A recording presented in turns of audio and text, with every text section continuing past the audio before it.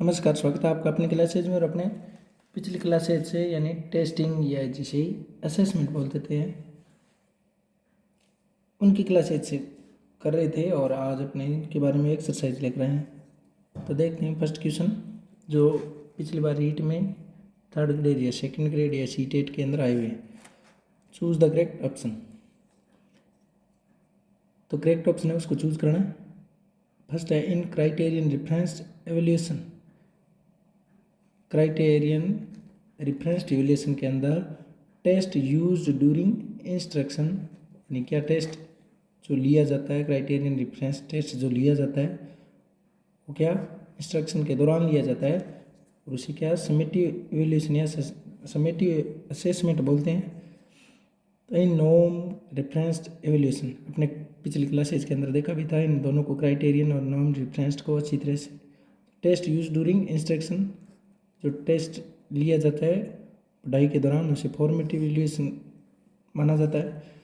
सी option है in criterion referenced evaluation test used at the end यानी end के अंदर लिया जाता है जो टेस्ट लिया जाता है और उसे क्या फॉर्मेटिव एवैल्यूएशन बोलते हैं। नहीं, एंड में लिया जाता है उसे फॉर्मेटिव कैसे बोल सकते हैं। D a norm referenced evaluation test used at the end of instruction और उसे समेटिव एवैल्यूएशन मान सकते हैं।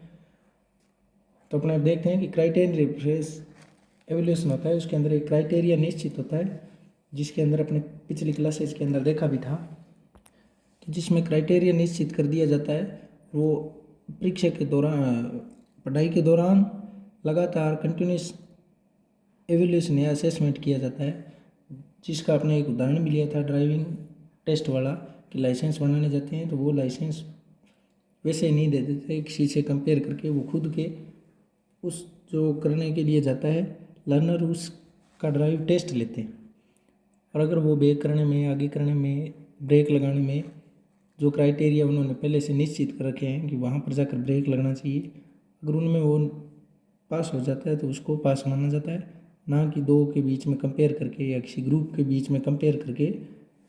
तो उसको हाथों हाथ यानी जैसे जैसे अपने लेसन पढ़ाते हैं तो लेसन पढ़ाते वक्त और बच्चे को कहाँ कमजोरी आ रही है, कितना बच्चे ने उस जो लेसन का पैराग्राफ पढ़ा है उसको गेन कर लिया, तो इस प्रकार वो क्राइटेरिया निश्चित कर रखा है अपने कि अपने ये इतना लेसन पढ़ा है उसको बच्चों के ये चीज़ें आनी चाहिए। तो इस प्रकार परीक्षा जो पढ़ रहे हैं उसके दौरान हो रहा है तो ये फॉर्मेटिव होना चाहिए। तो क्राइटेरियन रेफरेंस एवल्यूशन होता है वो फॉर्मेटिव एवल्यूशन के समान होता है, यानी ये समेटिव नहीं होता, ये फॉर्मेटिव होता है। और फॉर्मेटिव अपने देखा ही था रचनात्मक होता है जिसे पढ़ाई के दौरान यानी बीच बीच में रोक रोक क्विज करवा लेना, टेस्ट करवा लेना, अंताक्षरी करवा लेना, ये सारे के सारे फॉर्मेटिव असेसमेंट होते हैं। तो क्राइटेरिया भी ऐसा ही होता है जिसमें निश्चित कर दिया जाता है कि इतना बच्चों को आना चाहिए, किसी से तुलना नहीं करवाते, खुद बच्चे से ही ये आशा की जाती है, उस पर ही क्राइटेरिया निश्चित कर दिया जाता है। तो इस प्रकार ये समेटिव नहीं होगा, फॉर्मेटिव होता तो सही होता। अब बी है नॉर्म रेफरेंस्ड एवल्यूशन, जो फॉर्मेटिव नहीं होता वो समेटिव होता है, क्योंकि अपने कल देखा भी था, इसके उदाहरण भी लिए थे कि रीट वाला चाहे सीटेट वाला हो चाहे यूपीएससी वाला हो, आरएस कोई भी परीक्षा हो जो एंड में ली जाती है जिसमें नॉर्म्स यानी बड़े ग्रुप में से कोई एक बच्चे को चुनना हो तो उसके लिए नॉर्म रेफरेंस एवल्यूशन लिया जाता है। उसे बहुत बड़े ग्रुप में से चुनना है तो उसे समेटिव बोलेंगे, यानी पूरे पूरे लेसन के कंप्लीट होने या यूनिट के कंप्लीट होने या सत्र के कंप्लीट होने के बाद जो परीक्षाएं ली जाती है उसे समेटिव बोलते हैं। तो यही नॉर्म रेफरेंस्ड इवैल्यूएशन है, नॉर्म रेफरेंस्ड इवैल्यूएशन को ही समेटिव इवैल्यूएशन बोल सकते हैं। Third criterion referenced evaluation formative है, लेकिन इसमें क्या दिया है, क्योंकि फॉर्मेटिव या क्राइटेरियन रेफरेंस्ड होता है जो एंड ऑफ इंस्ट्रक्शन नहीं होता, वो मिड टर्म यानी बीच बीच में ही किए जाते रहते हैं। तो फॉर्मेटिव का भी अपने को पता है कि एंड में नहीं होता है, बीच बीच में चलते रहते हैं लगातार कंटिन्यूस। इन नॉर्म रेफरेंस्ड एवल्यूशन अपने को पता है नॉर्म रेफरेंस्ड पिछली क्लास में उदाहरण भी दिया था, आरपीएससी यूपीएससी या आरएसबी के द्वारा जो टेस्ट या पेपर लिए जाते हैं या जो अंत में जो एग्ज़ाम्स होते हैं एनुअल एग्ज़ाम्स होते हैं या हाफ ईयरली एग्ज़ाम होते हैं वो सारे सारे समेटिव होते हैं, उन्हें नॉर्म रेफरेंस्ड एवल्यूशन के अंदर रखा जाता है। तो एंड ऑफ इंस्ट्रक्शन होते हैं तो समेटिव असेसमेंट एंड ऑफ में है तो उसको समेटिव असेसमेंट बोलती है, और ये गुण है जो नॉर्म रेफरेंस्ड एवल्यूशन का। तो इस प्रकार ये वाला करेक्ट हो गया। तो अपने क्राइटेरियन रेफरेंस्ड एवल्यूशन या असेसमेंट या टेस्ट और नॉर्म रेफरेंस्ड एवल्यूशन या टेस्ट या असेसमेंट को देख लिया था।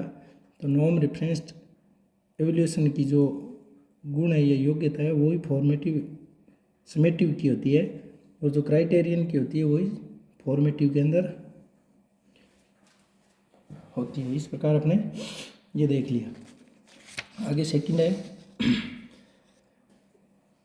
विच is a correct statement relating to the types of assessment के प्रकारों के प्रति कौन सा तो सही। Criterion referenced test is related to formative assessment.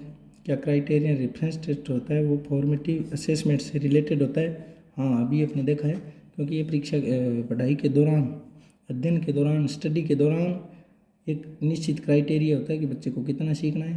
किसी से तुलना नहीं करके बच्चे को खुद के ही जो नॉर्म्स या क्राइटेरिया निर्धारित कर दिया जाता है कि बच्चे के 80% आने हैं, तो वो क्राइटेरिया निश्चित कर दिया।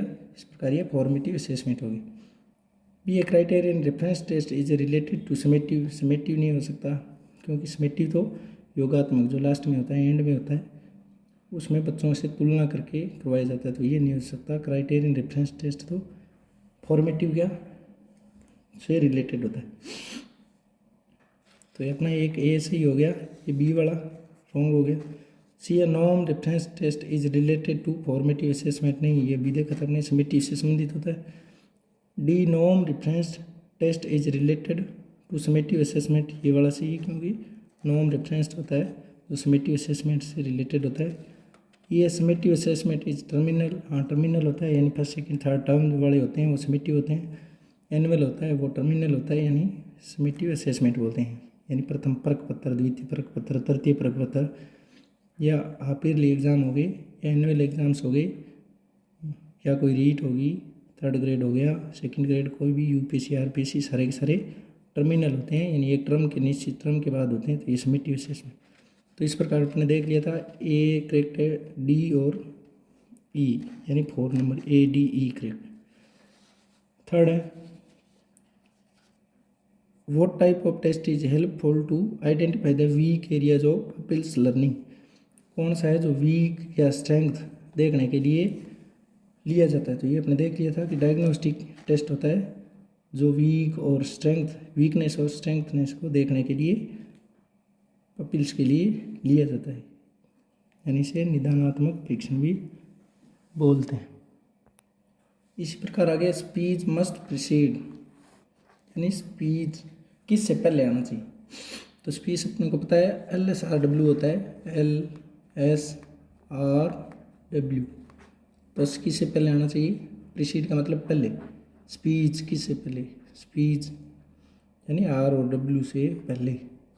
तो R और W कौन से? R और W, ये इनसे पहले स्पीच आता है, यानी LSRW। तेवर